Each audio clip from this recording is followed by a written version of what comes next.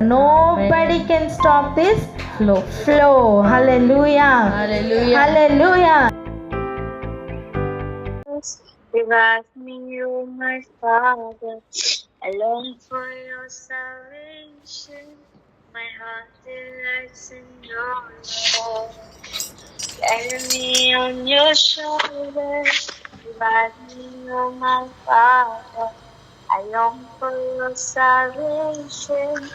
Give me understanding. And I know you are near. And I know you are with me. And I know you are Lord. Oh, I love you, Lord. Consider my affliction, deliver and redeem me. My heart stands in the awe of your word, and I know you are near, and I know you are with me, and I know you are love. Oh, I love you, Lord. I rejoice in your voice. I will not forget your love. My tongue shall testify how I love you. I rejoice in your voice. I will not forget your love. My tongue shall testify how I love you. For you are my hiding place and my shield. For you are the light to my feet. Teach me your judgments and your word, and I will follow your law forever to the end. For you are my hiding place and my shield. For you are the light to my feet. Teach me your judgments and your word, and I will follow your law forever to the end. Hallelujah. ఒక్కటే ఒకే ఉంది ఇది రాసిన పత్రిక 15వ అధ్యాయం 19వ వచనం 19. మొదటి కొరింథీలు 15:19 ఈ జీవిత కాలం మట్టుకే మనము క్రీస్తునందు నిరీక్షించు వారమైన ఎడల మనుషులందరికంటే దౌర్భాగ్యులమై ఉందుము. హల్లెలూయా. మనుషులందరికంటే దౌర్భాగ్యులమై ఉంటామట. ఎప్పుడు ఈ జీవిత కాలం మట్టుకే మనం క్రీస్తునందు నిరీక్షిస్తుంటే, ఇప్పుడు ఆలోచిద్దాం, క్రీస్తు మీద ఉన్న నిరీక్షణ మనకి ఏమై ఉన్నది? ఆయన గురించిన నిరీక్షణ మనం దేనికి ఆపాదించుకుంటున్నాం? అది కేవలం ఈ జీవిత కాలం మట్టుకు మాత్రమే అయితే అసలు మన దౌర్భాగ్యం ఎంత గొప్పదో తెలుసా? మనుషులందరికంటే మనమే దౌర్భాగ్యులం. అంటే క్రీస్తుని గురించిన నిరీక్షణ ఇంకా ఏదో ఎక్కువ స్థాయిలో చూపిస్తున్నారు. అది కేవలం ఈ జీవిత కాలం మట్టుకే కాదు. క్రీస్తుని గురించిన ఆలోచన గాని, ఆయన ఏది ఇస్తానన్నారో దాని గురించిన నిరీక్షణ గాని ఒకసారి ఆలోచన చేద్దాం.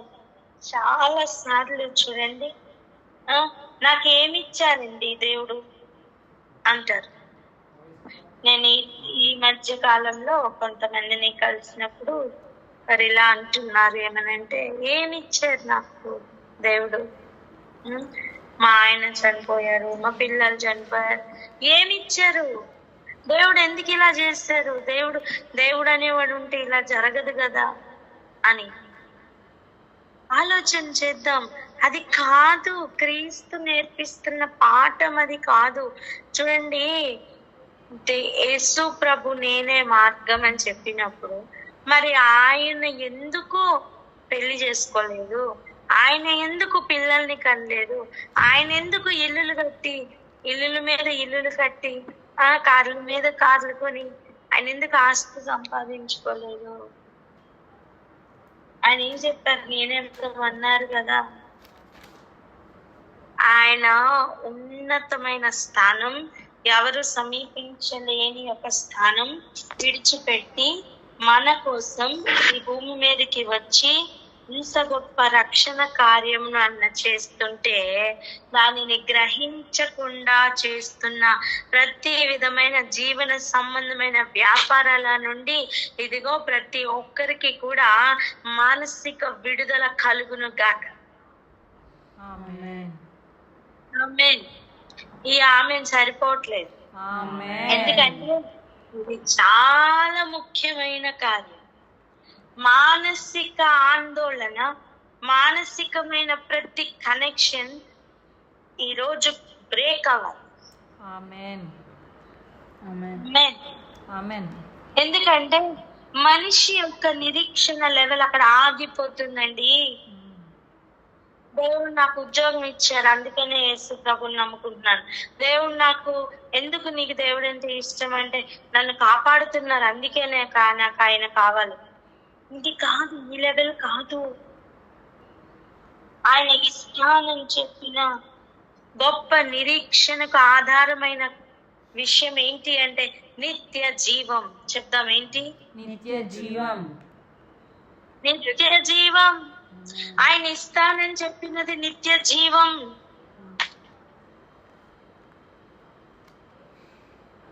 మొదటి మరణం దాటకుండా పునరుద్ధానం ఎక్కడిది? మొదటి మరణం దాటకుండా పునరుద్ధానం ఎక్కడిది? యేసు ప్రభు చూపిస్తున్న మాదిరి ఏంటంటే మొదటి మరణం తథ్యం, పునరుద్ధానము కూడా ఉంది అని చూపించడానికి ఆయన ప్రథముడుగా ఆయన లేచారు కదా. ఇప్పుడు అట్టి సత్యం లోకం లోపలికి తీసుకుని వెళ్ళడానికేనండి ఆది అపోస్తలులు పడిన ప్రయాస మొత్తం. అందుకే పౌలు గారు ఈ మాట చెప్తున్నారు, ఏమనంటే ఈ జీవిత కాలం మట్టుకు మాత్రమే అయితే క్రీస్తునందున్న నిరీక్షణ కేవలం ఈ జీవిత కాలాన్ని మాత్రమే ఆపాదించుకుంటుంటే అంతకంటే దౌర్భాగ్య స్థితి ఇంకొకటి లేదట. చాలా మంది ఇలా ప్రశ్నిస్తారు, ఏం చేస్తాడు మీ దేవుడు మీకు అని. చెప్పండి వెంటనే సమాధానం వారికి, ఈ జీవిత కాలం మట్టుకే మా నిరీక్షణ లేదు అని. ఫస్ట్ ఈ మైండ్ సెట్ మనలోనికి రావాలండి.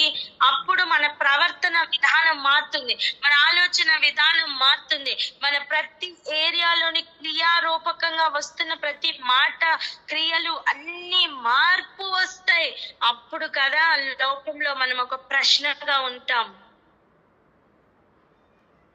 ఏంటిది వీళ్ళకున్న నిరీక్షణ ఏంటి అనే ఒక ప్రశ్న వచ్చిందా?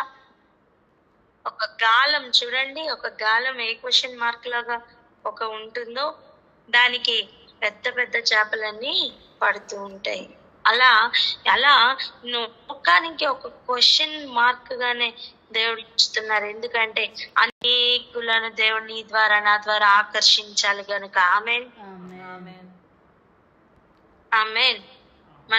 మనం ఇప్పుడు ఆ కరెక్ట్ గా ఆయన చేతిలో ఉన్న గాలం వలె మనం ఉండాలి. మనం ఆయన చేతిలో ఉండాలి. ఆయన ఎక్కడ వేస్తే అక్కడ ఉండాలి. ఆయన ఏ పనిలో పెడితే ఆ పనిలో ఉండాలి. ఇదిగో ఈ ప్రశ్న నిన్ను చూస్తున్న వారికి, నీకు కాదు ఈ ప్రశ్న. నీకు సమాధానం ఉండాలి. ఏం సమాధానం? ఆయన ఇస్తానని చెప్పిన, వాగ్దానం చేసిన నిత్య జీవం తప్పక ఇస్తారు. ఆమేన్. ఇక్కడ ఆగి ప్రార్థన చేద్దాం. ఎవరైనా ప్రార్థన అందుకోండి. అవును ప్రభా, మనుషులందరికంటే దౌర్భాగ్యులుగా ఉండడానికి నాయన ఈ రోజు మేము సిద్ధంగా లేము. మాకు మీ అందు ఉన్న నిరీక్షణ తేటపరుస్తున్నందుకే మీకు స్తోత్రం అంటూ ఆయనకు కృతజ్ఞతలు చెల్లిస్తూ ప్రార్థన చేద్దామా? ప్రార్థన అందుకోండి ఎవరైనా. హల్లెలూయా. తండ్రి స్తోత్రం, స్తుతి స్తోత్రం చెల్లిస్తున్నాం నాయన. ఈ సాయంకాల సమయంలో నాయన మీరు మాతో మాట్లాడుతున్న విధానంకే నీకు వందనాలు. అవును మా తండ్రి యేసయ్య, మిమ్మల్ని నాయన యేసయ్య నమ్ముకున్నట కేవలం ఈ లోకము కొరకు మాత్రం కాదు ప్రభా, ఈ లోకంలో జీవించుట కొరకైతే ప్రభా నా తండ్రి యేసయ్య, మేము నా తండ్రి యేసయ్య మరి నాయన మీలో ఉన్న ఆ సంపూర్ణతను నాయన మేము పొందుకోలేకపోతున్నామనే నాయన యేసయ్య మేము గ్రహిస్తున్నాం ప్రభా నా తండ్రి యేసయ్య. ఈ లోకంలో ఏది నా తండ్రి యేసయ్య మాకు ఉన్ననో లేకున్ననో ప్రభా, మీరు నా తండ్రి యేసయ్య మరణపు కాడిని విరిచి ప్రభా నా తండ్రి యేసయ్య మరణించి పునరుత్థానుడుగా తిరిగి లేచిన తండ్రి యేసయ్య, మృత్యువును జయించిన నాయన యేసయ్య మరి నాయన రారాజుగా నాయన మీరు నిలిచి మీ యొక్క మార్గంలోనే మమ్మల్ని అందరినీ కూడా ప్రభా నాయన నడిపిస్తున్నారని మేము నమ్ముతున్నామయ్యా. ఈ లోకము కొరకైతే ప్రభా నాయన యేసయ్య క్రీస్తును నమ్ముట నాయన యేసయ్య సంపూర్ణమైనది కాదు అని మేము గ్రహిస్తున్నాం.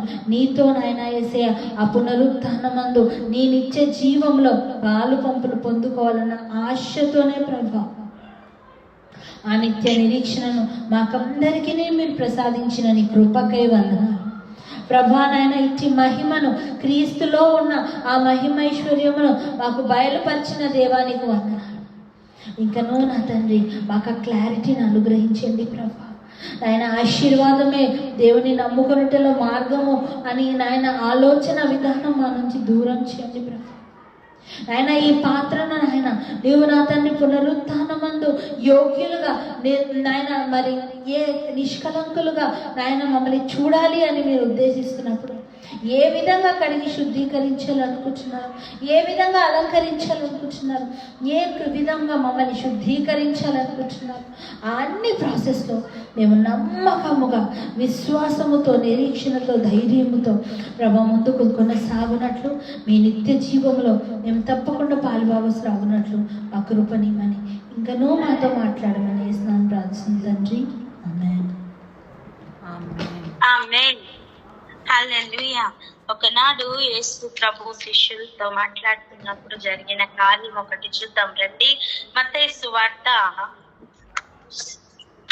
19వ అధ్యాయం 27వ వచనం. మత్తయి సువార్త 19:27. మత్తయి సువార్త 19వ అధ్యాయము 27వ వచనము. పేతురు, ఇదిగో మేము సమస్తమును విడిచిపెట్టి నిన్ను వెంబడించితిమి గనుక మాకేమి దొరుకునని ఆయనను అడగగా యేసు వారితో చాలా ఇక్కడ చూడండి, పేతురు అడుగుతున్న ప్రశ్న అండి యేసు ప్రభుని. ఏమని? నిన్ను వెంబడించాం. ఎలా వెంబడించాం? సమస్తమును విడిచిపెట్టి వెంబడిస్తున్నాం. మరి మాకేం దొరుకుతుందయ్యా అంటే వారికి క్లారిటీ లేదండి. ఉదయకాల సమయం వాక్యం గుర్తుందా? ఆయనకు ఇచ్చి పొందువాడు ఎవరు? ఆయనకి ఇచ్చి పొందుకున్నవాడు ఎవరు అని ఆ రోజు పేతురు అడుగుతున్న ప్రశ్న చూడండి. అది వాళ్ళల్లో లేకపోతే ఆ ప్రశ్న అడిగేవాడు కాదు కదా. వారిలో ఆ డిస్కషన్ లేకపోతే, ఆ మాట హృదయంలో లేకపోతే నోటి ద్వారా అడిగేవాడా చెప్పండి? ఈ రోజు చాలా మందికి ఇటు ప్రశ్న ఉండొచ్చు. అయ్యా మేము సర్వం కోల్పోతున్నాం, అయ్యా మేము అన్ని విడిచిపెట్టాం, నీ కోసం అందరినీ విడిచిపెట్టాం, అన్నిటినీ విడిచిపెట్టాం, మాకేం దొరుకుతుంది అని గనక ఒక ప్రశ్న నీలో వెంటాడుతుందా? ఇదిగో ప్రభు ఇచ్చే సమాధానం ఏంటో రిసీవ్ చేసుకుందాం. చదువురా 28-29 చదువుమా. మత్తయి సువార్త 19వ అధ్యాయము 28-29 వచనములో యేసు వారితో ఇట్లనెను, ప్రపంచ జననమందు మనుష్య కుమారుడు తన మహిమగల సింహాసనం మీద ఆసీనుడై ఉండినప్పుడు నన్ను వెంబడించిన మీరును 12 సింహాసనముల మీద ఆసీనులై ఇశ్రాయేలు 12 గోత్రముల వారికి తీర్పు తీర్చుదురు. నా నామము నిమిత్తము అన్నదమ్ములనైనను అక్క చెల్లెళ్ళనైనను తండ్రినైనను తల్లినైనను పిల్లలనైనను భూములనైనను ఇండ్లనైనను విడిచిపెట్టిన ప్రతి వాడును 100 రెట్లు పొందును. ఇది గాక నిత్య జీవము స్వతంత్రించుకొనును. హల్లెలూయా. హల్లెలూయా. మరి ఆయన వెంబడిస్తున్నప్పుడు ఏమి దొరుకుతాయో ఆయన క్లియర్ కట్ గా చెప్పేస్తున్నారు. మొట్టమొదటిది తీర్పు తీర్చువారిగా దేవుడు నిలబడతారు. తీర్పులు ఎవరైనా తీరుస్తారు? సింహాసనముల మీద జయించిన వారు జయించని వారికి తీర్పులు తీరుస్తారు. చెప్పండి నా మాట. సింహాసనముల మీద జయించిన వారు జయించని వారికి తీర్పు తీరుస్తారు. హల్లెలూయా. ఒక్కొక్క పట్టణం మాట వినని పట్టణాలకు తీర్పులు తీరుస్తాయి తెలుసా? ఒక్కొక్క పనిలో చూడండి, శాబాదేశపు రాణి ఆ కాలంలో ఉన్న వారికి తీర్పు తీరుస్తుంది. అలా దేవుని యొక్క సింహాసనములను అధిరోహించు వారందరూ కూడా ఆయా కేటగిరీస్ వారికి తీర్పులు తీరుస్తారండి. అందుకే భూమి మీద ఇక్కడ ఎవరికి కూడా తీర్పు తీర్చొద్దని చెప్పారు. అలా తీర్పు తీర్చే ప్లేస్ లో ఆయన పెడతారట.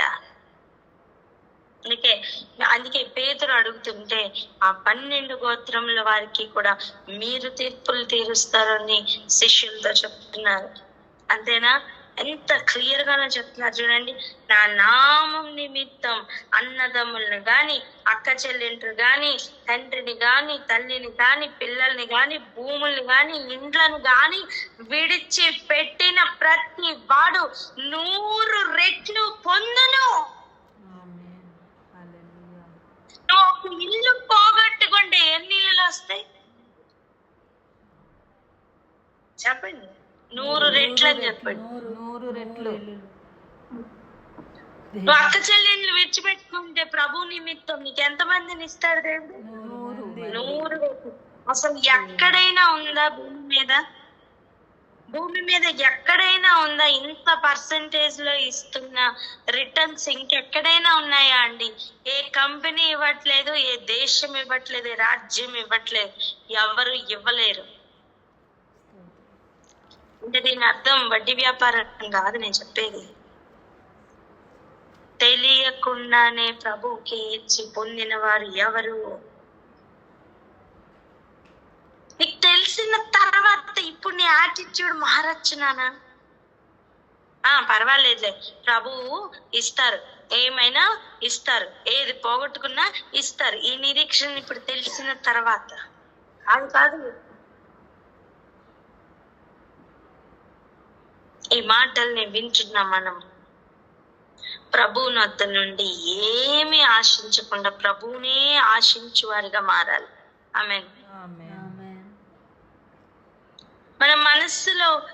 మన మనసులో తలంచి గనక ఇది నువ్వు ఇస్తే నువ్వు ఇస్తావు కదా అనుకుని గనక మనం ప్రభు కోసం ఏదైనా చేస్తున్నాం, ఆ వేషధారులు అయితాం. జాగ్రత్త.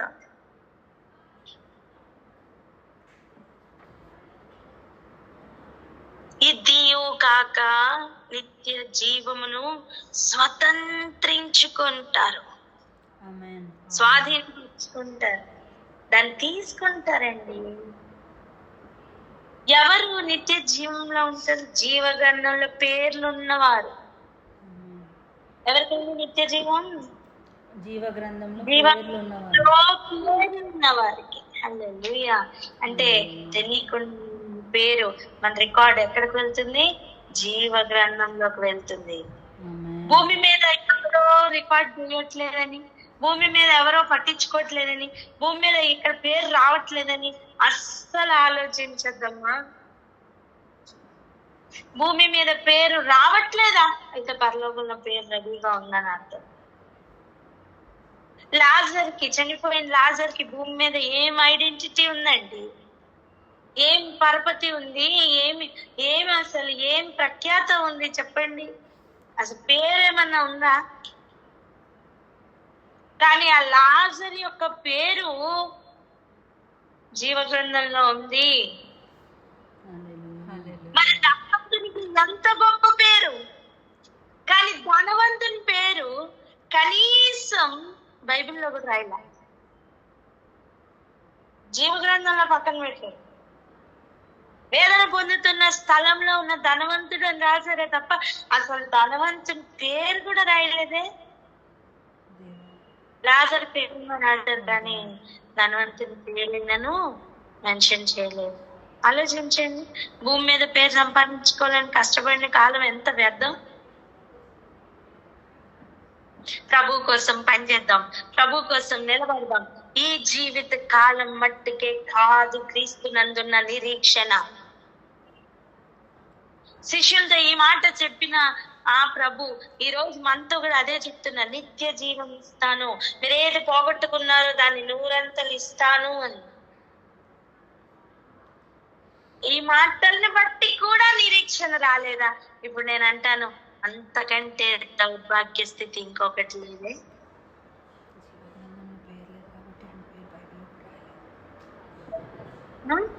అంతకంటే దౌర్భాగ్య స్థితి ఇంకొకటి లేదు.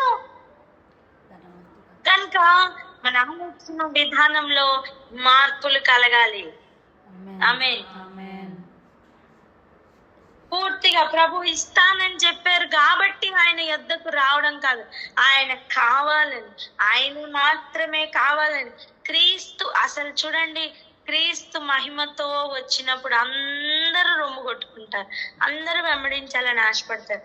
కానీ ఆయన ఏమీ లేకుండా రిక్తునిగా వచ్చిన ఈ సమయం ఉందే, ఈ సమయం నువ్వు దానిని గ్రాప్ చేసుకో, ఆ పొజిషన్ ని గ్రాప్ చేసుకో. ఆయన నిజంగా ప్రేమించు, సేవించు, ఆయన నిజంగా ఆరాధించు.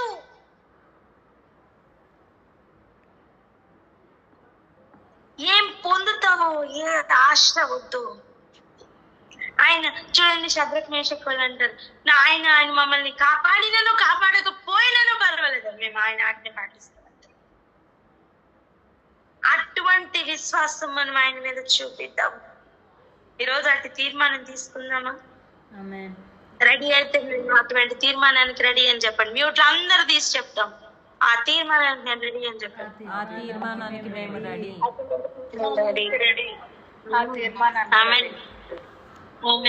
ఇక భూమి మీద ఉన్న వస్తువుల గురించి కానీ, భూమి మీద ఉన్న జీవితాల గురించి కానీ, ఇక దేని గురించిన చింత వద్దండి. సంఘముల గురించిన చింత మాత్రమే మనకు ఉండాలి. ఇక ఏ చింత మనకు వద్దు, ఏ ఆలోచన మనకొద్దు, ఏ ఆశ మనకొద్దు. మనం నిరీక్షిస్తున్నది ఆయన ఖచ్చితంగా ఇస్తారు. చూడండి, ఆయన మహిమతో వచ్చు ఆ దినం మనం మహిమలో ఉండాలి. ఇది ఒక్కటే మన నిరీక్షణ అయి ఉండాలి. ప్రార్థన చేసుకుందాం, ఒకరి తర్వాత ఒకరు ప్రార్థన చేసుకుందాం. అక్క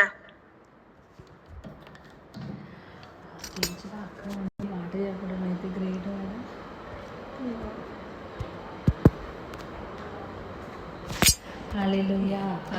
తండ్రి స్తోత్రం స్తోత్రం స్తోత్రము తండ్రి, పరిశుద్ధుడా నీకే వందనాలు, స్తుతులు స్తోత్రాలు చెల్లిస్తున్నాం ప్రభా. ఈ సాయంకాల సమయమున నాయన